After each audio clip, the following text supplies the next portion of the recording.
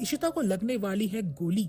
दोस्तों ये है मोहब्बतें सीरियल से जुड़ी हर अपडेट के लिए सब्सक्राइब कर लीजिएगा मेरे इस चैनल को। एंड वीडियो अच्छी लगी तो वीडियो को लाइक शेयर करना ना भूलिएगा। ये है मोहब्बतें के इस एपिसोड में हमें देखने को मिलता है जब शगुन और मनी दोनों ही एयरपोर्ट वालों के पास पहुंचते हैं और यहाँ पर वो कहते हैं कि फ्लाइट के बारे में हमें कुछ बात पता नहीं चली है, आखिरकार वहाँ के हालात कैसे हैं। सभी लोगों की भीड़ जमा होती है। उसी दौरान यहाँ पर शगुन और मनी की टक्कर हो जाती है। मनी और शगुन एक दूसरे से टकराकर सोचते हैं कि हम दोनों यहाँ पर क्या कर रहे हैं। लाइक शगुन मनी के बारे में और मनी शगुन के बारे में। अब यहाँ पर शगुन मनी से पूछती है कि तुम इस फ्लाइट में किसे देखने के लिए आए हो।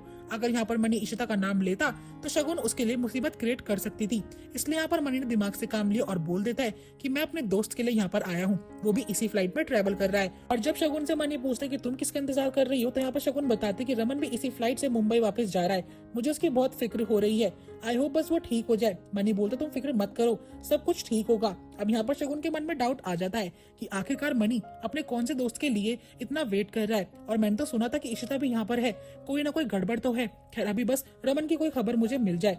दूसरी ओर यहाँ पर आदित्य भल्ला के डिजाइन जो होते हैं मीका और रोमी को काफी पसंद आते हैं। यहाँ पर आदि स्मार्टली उनका कार्ड उनसे मांगता है ताकि वो देख पाए उनके कार्ड में उसके दादा दादी का नाम छपा है या फिर नहीं, लेकिन ऐसा कुछ भी नहीं होता। मिस्टर एंड मिसेस अय्यर का नाम छुपा देखकर यहाँ पर आदित्य को अच्छा नहीं लगता है, इसलिए वह मीका और रोमी को एडवाइस देगा कि आप लोग चाहो तो कार्ड को मॉडिफाई कर सकते हो, और रोमी को ये आइडिया पसंद आता है। और यहाँ पर आदित्य सोच लेता है कि जब कार्ड मॉडिफाई करूंगा तो ध्यान से दादा दादी का नाम जरूर मेंशन करवा दूंगा। अब दोस्तों यहाँ पर रोमी के पास एक फोन कॉल आता है और वह आदित्य से बोलता है कि न्यूज ओपन करो। जैसे न्यूज ऑन करते तो उन्हें पता चल जाता है कि रमन भल्ला की फ्लाइट जो है वो हाईजैक हो चुकी है। ये बात सुनकर आदित्य काफी परेशान हो जाता है। दूसरी ओर आलिया से मिलने के लिए रूही पहुंचती है उसके घर में। यहाँ पे वह आलिया को उसका हालचाल पूछती है। आलिया उससे पूछती है कि रूहान तुम यहाँ पर क्या कर रहे हो। रूहान बोलता है यानी कि रूही, जब तुम घर से निकली थी तो मुझे तुम्हारी फिक्र हो रही थी और तुम्हारी अम्मा की भी। आई होप वो ठीक होंगी, भगवान उनका भला ही करेंगे। अब यहाँ पर वो उसे चॉकलेट मिल्कशेक ऑफर करता है और यहाँ पर आलिया बोलती है कि जब भी कहीं मैं परेशान होती हूँ तो मेरी अम्मा भी मुझे चॉकलेट मिल्कशेक ही देती है। रूही मनी मन में सोचती है उस इशी माँ ने इसको इतना प्यार दिया जैसे कि कोई माँ देती है, उन्होंने एक बार भी मुझे ढूंढने की कोशिश नहीं करी। लेकिन अभी भी रूही को अपने माँ बाप की बहुत ज्यादा फिक्र हो रही होती है। अल्लाह के पास मनी का कॉल आता है लेकिन फ्लाइट के बारे में कोई खबर नहीं मिलती है। अब यहाँ पर रूही प्रार्थना करती कि बस इशी माँ और पापा ठीक हो, और आलिया को वह ऑफर करती कि कल मैं मुंबई जा रहा हूँ, तुम भी मेरे साथ चलो, इसी बहाने तुम अपनी अम्मा से भी मिल लेना। आलिया को ये प्लान अच्छा लगता है और वह तुरंत ही मनी से बात करती है। दूसरी ओर यहाँ पर आदित्य भी होता है, वो मिहिर से बात कर रहा होता है और जगह जगह से फ्लाइट की इन्फॉर्मेशन निकालने की कोशिश करता है, लेकिन कोई उसे कोई जवाब नहीं दे पाता। दूसरी ओर उसकी गर्लफ्रेंड जो होती है पहुंच जाती है पुलिस स्टेशन और पुलिस वालों को समझाती है कि मेरा बॉयफ्रेंड इनोसेंट है, वो किसी को नुकसान नहीं पहुंचाएगा, बस हमारे परिवार वाले हमारी शादी के लिए मान नहीं रहे हैं, इसलिए प्लीज आप लोग घबराइए मत। लेकिन पुलिस वाले कहते हैं कि तुम्हारा बॉयफ्रेंड एक गुंडा है, हाईजैकर है, उसको मैं ऐसे ही ट्रीट करूंगा जैसे कि मैं चाहता हूँ। अब दोस्तों यहाँ पर फ्लाइट लैंड होती है, सभी लोगों के बीच भगदड़ मचती है, सब लोगों को फ्लाइट से उतरने की जल्दबाजी होती है। यहाँ पर रमन और रिश्ता परेशान हो रहे होते हैं, लेकिन यहाँ पे हाईजैकर जो होता है वो देख लेता है कि पुलिस वालों ने उसे घेर लिया है, अगर वो लोग उसे पकड़ लेंगे तो उसे मार डालेंगे और वो अपनी गर्लफ्रेंड से मिल नहीं पाएगा।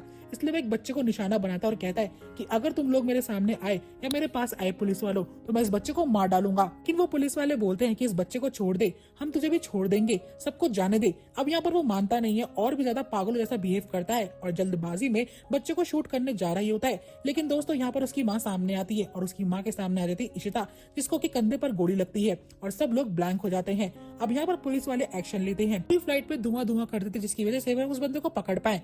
अब उस बंदे को तो वो पकड़ लेते हैं, अपने साथ ले जाते हैं, लेकिन दोस्तों पूरी फ्लाइट में इतना धुआं फैल जाता है कि लोगों को दिखता नहीं कि एक लेडी को गोली लगी हुई है और सभी लोग उसके ऊपर से जाते हैं। रमन को यहाँ पर बहुत फिक्र हो रही होती है, वो कहते हैं ना जिससे हम प्यार करते हैं उसकी फिक्र तो हमें अपने आप हो ही जाती है।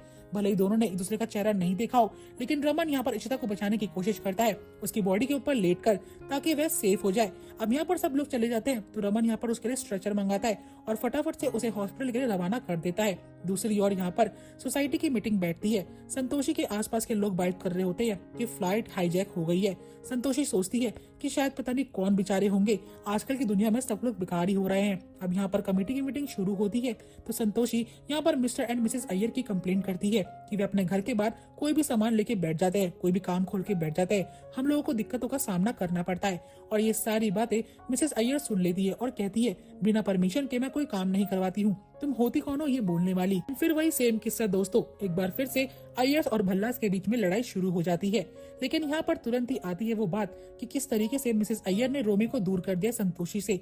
दोनों की भिड़त के बीच में मिस्टर भल्ला आते हैं और कहते हैं कि तुम्हें पता भी है हमारे साथ क्या प्रॉब्लम हो रही है जो तुम यहाँ पर लड़ रही हो। वह बताते हैं रमन की फ्लाइट जो है हाईजैक हो चुकी है। दोस्तों यहाँ पर संतोषी जो होती है सारा इल्जाम मिसेस अय्यर पर लगाती है कि तूने मेरे पुत्र को श्राप दिया है और इसी वजह से आज बेचारा मुसीबत में है। अब उनके जाने के बाद मिसेस अय्यर रोती है, बाला उन्हें संभालता है और वह बोलती कि मेरा ऐसा मतलब नहीं था, मैंने किसी के बच्चे के लिए कुछ गलत नहीं बोला है।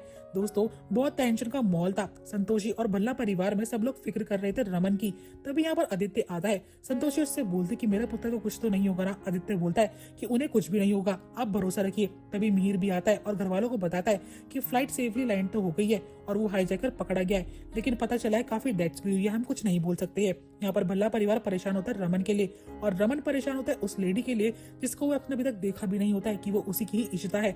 उसे गोली लगी होती है। बस रमन प्रे करता है कि वह लेडी ठीक हो जाए और यहीं पे एपिसोड एंड हो जाएगा। दोस्तों नेक्स्ट एपिसोड और भी धमाकेदार होगा जहाँ पर मीका की मुलाकात होने वाली है उसकी बहन इशिता से। ठीक है दोस्तों, नेक्स्ट एपिसोड की अपडेट के लिए चैनल को सब्सक्राइब कर लेना एंड वीडियो अच्छी लगी तो वीडियो को लाइक शेयर करना मत भूलना।